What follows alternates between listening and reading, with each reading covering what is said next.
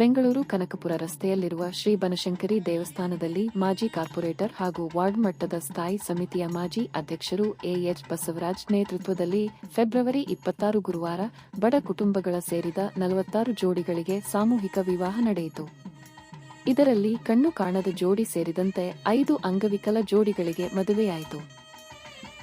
ಸಾಮೂಹಿಕ ವಿಭಾಗದಲ್ಲಿ ಬಾಲಯೋಗಿ ಸಾಯಿ ಮಂಜುನಾಥ ಮಹಾರಾಜ್ ಸ್ವಾಮಿಗಳು, ಕರ್ನಾಟಕ ಮುಜರಾಯಿ ಇಲಾಖೆಯ ಸಚಿವರು ರಾಮಲಿಂಗ ರೆಡ್ಡಿ, ವಿಧಾನಸಭೆಯ ವಿಪಕ್ಷ ನಾಯಕ R Ashok, MLC TA Sharavana, ಮಾಜಿ ಮಂತ್ರಿ ಬಿಟಿ ಲಲಿತಾ ನಾಯ್ಕ್, ಮಾಜಿ ಮೇಯರ್ ಎಸ್ಕೆ ನಟರಾಜ್, ಮಾಜಿ ಎನ್ಎಲ್ಸಿ ತಾರಾ ಅನುರಾಧ, ಕರ್ನಾಟಕ ಒಕ್ಕಲಿಗರ ಸಂಘದ ಅಧ್ಯಕ್ಷ ಎಲ್ ಶ್ರೀನಿವಾಸ್, ಬೆಂಗಳೂರು ಜೆಡಿಎಸ್ ಅಧ್ಯಕ್ಷ ರಮೇಶ್ ಗೌಡ, ಮಾಜಿ corporator Nagaraj, Bigg Boss famous ನಟಿ ಅಶ್ವಿನಿ ಗೌಡ ಸೇರಿದಂತೆ ಹಲವು ಗಣ್ಯ ವ್ಯಕ್ತಿಗಳು ಭಾಗವಹಿಸಿದ್ದರು. ಮದುವೆಯಾದ ಜೋಡಿಗಳಿಗೆ ಚಿನ್ನದ ತಾಳಿ ಮತ್ತು ಕುಕ್ಕರ್ ಸೇರಿದಂತೆ ಹಲವು ವಸ್ತುಗಳು ಉಡುಗೊರೆಯಾಗಿ ನೀಡಲಾಯಿತು. ಬನಶಂಕರಿ ದೇವಸ್ಥಾನದ ಪ್ರಾಂಗಣದಲ್ಲಿ ಪ್ರತಿ ವರ್ಷ ಮದುವೆಗಳನ್ನ, ಸಾಮೂಹಿಕ ಮದುವೆ, ವಿವಾಹ ಮಹೋತ್ಸವಗಳನ್ನ ಬಹಳ ಅದ್ಧೂರಿಯಾಗಿ, ಸರಳವಾಗಿ ಈ ಒಂದು ಜಗನ್ಮಾತೆ ಸನ್ನಿಧಾನದಲ್ಲಿ ಆಕೆ ಒಂದು ಕೃಪಾಕಟಾಕ್ಷದ ಒಂದು ಹಾದಿಯಲ್ಲಿ ಇಷ್ಟು ವರ್ಷ ಅಂದ್ರೆ ಇವತ್ತಿಗೆ 27ನೇ ಒಂದು ಸಾಮೂಹಿಕ ವಿವಾಹ ಮಹೋತ್ಸವ, ಚಿನ್ನ ಸಾಮೂಹಿಕ ವಿವಾಹ ಮಹೋತ್ಸವ. ಈ ಒಂದು ಕಲಿಯುಗದಲ್ಲಿ ಈ ಮದುವೆ ಬಂಧ ಅನ್ನೋದು ಭಗವತ್ ಸಂಕಲ್ಪದಿಂದಲೂ ಭಗವತ್ ವಿದ್ಯರ್ಥಿಯಿಂದಲೂ ನಡೆಯುತ್ತದೆ. ಪ್ರೇಮಕ್ಕೆ ಪ್ರತಿಬಿಂಬಿಸುವಂತಹ ಒಂದು ಸಾಮಾನ್ಯ ಈ ಒಂದು ಮದುವೆ. ಇವತ್ತು ಜಗತ್ತಿಗೆ ಆದಿ ದಂಪತಿಗಳು ಅಂದ್ರೆ ಈಶ್ವರ ಪಾರ್ವತಿ. ಹಾಗೆ ಈ ಒಂದು ಶಕ್ತಿಮಯವಾಗಿರುವಂತಹ ಒಂದು ಕ್ಷೇತ್ರ ಇದು. ಬನಶಂಕರಿ ಸನ್ನಿಧಾನದಲ್ಲಿ ಸಪ್ತಪದಿ ತುಳಿಯೋದು ಅಂದ್ರೆ ಅದು ದೇವಿಯ ಒಂದು ಸಂಕಲ್ಪದ ಸರಿ. ಹಾಗೆ ಒಂದು ಆರೋಗ್ಯದಿಂದ ಮಾತ್ರವೇ ಇವತ್ತು ಈ ಒಂದು ಸನ್ನಿಧಾನದಲ್ಲಿ ಮದುವೆ ನಡೆಯಕ್ಕೆ ಸಾಧ್ಯ.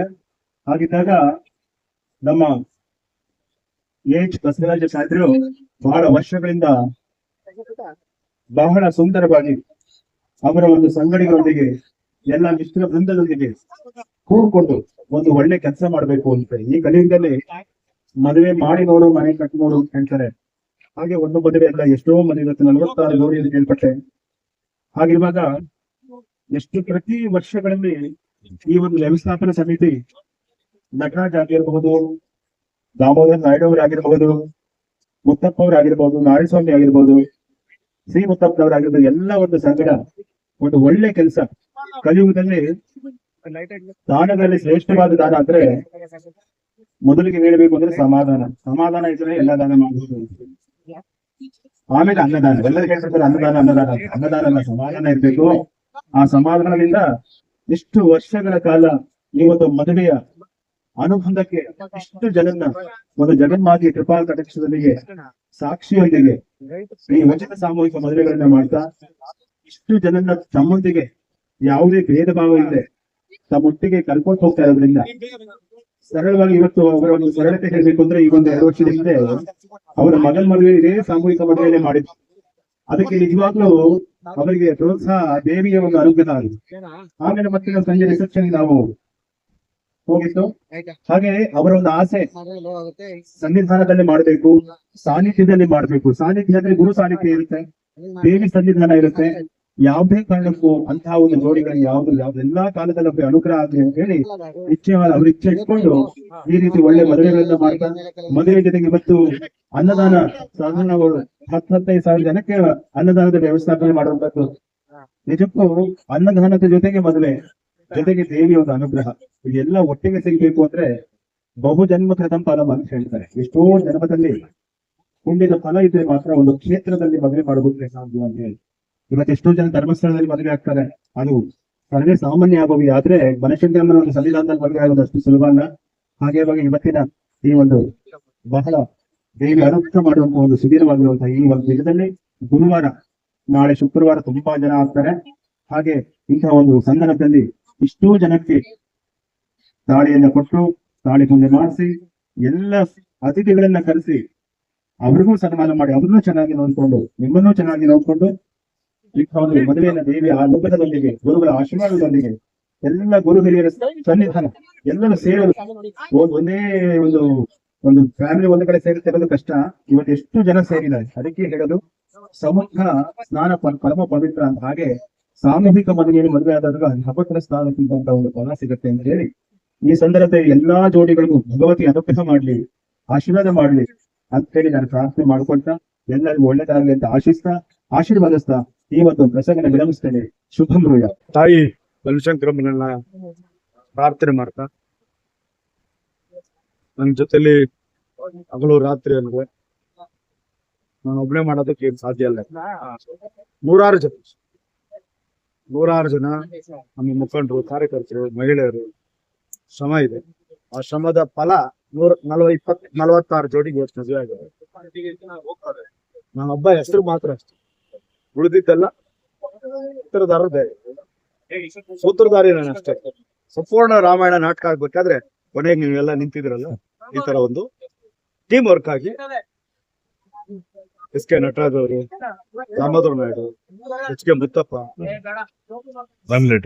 ಆರ್ ನಾರಾಯಣ ಸ್ವಾಮಿ, ಸಿ ಮುತ್ತಪ್ಪ, ಅಗ್ರಿಗೌಡು, ನಂಜಣ್ಣ, ನಮ್ಮ ಹೊಸಕೆರಳ್ಳಿ ಹನುಮಂತರಾಯಪ್ಪ, ಕಾವೇರಿ ನಗರ ವೆಂಕಟೇಶ, ನಮ್ಮ ಸತೀಶ, ಯಡಿಯೂರು ಸತೀಶ, ಅನೇಕ ಜನ, ನಮ್ಮ ನವೀನ, ಈ ತರ 100 ಜನದ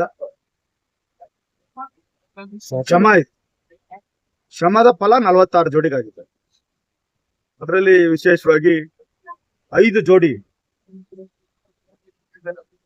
ವಿಕಲಚೇತನರು ಅಂತೇಳಿ ಅವ್ರನ್ನ ಯಾರು ಸಹಿತ ಅವ್ರಿಗೆ ನೋಡೋರಂತ ವ್ಯವಸ್ಥೆ ಆಗಿಲ್ಲ. ಅವ್ರಿಗೆ ಇವತ್ತು 5 ಜೋಡಿಗೆ ತಾಯಿ ಸನ್ನಿಧಾನದಲ್ಲಿ ಅವರ ಈಗ ಹುಡುಗಿ ಒಂದು ಹಾಡಾಡ್ತಾರೆ ತಾಯಿ ಮೇಲೆ.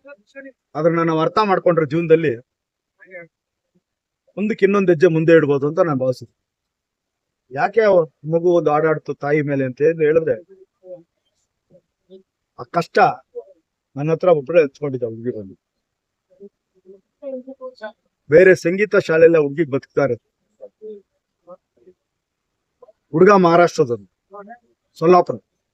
ನಾನು ಹೆಂಗೆ ಜೋಡಿ ಆದ್ರಿ ಅಂತ ಕೇಳಿದೆ. ಅವರ ಹ್ಯಾಂಡಿಕ್ಯಾಪ್ ಗ್ರೂಪ್ ಅಲ್ಲಿ ವಾಯ್ಸ್ ರೆಕಾರ್ಡು, ಇನ್ಸ್ಟಾಗ್ರಾಮ್ ಅಲ್ಲಿ ವಾಯ್ಸ್ ರೆಕಾರ್ಡು ನೋಡಿ ಎತ್ಕೊಂಡಿದೀವಿ ಅಂತ ನಾನು ಯೋಚನೆ ಮಾಡಿದೆ.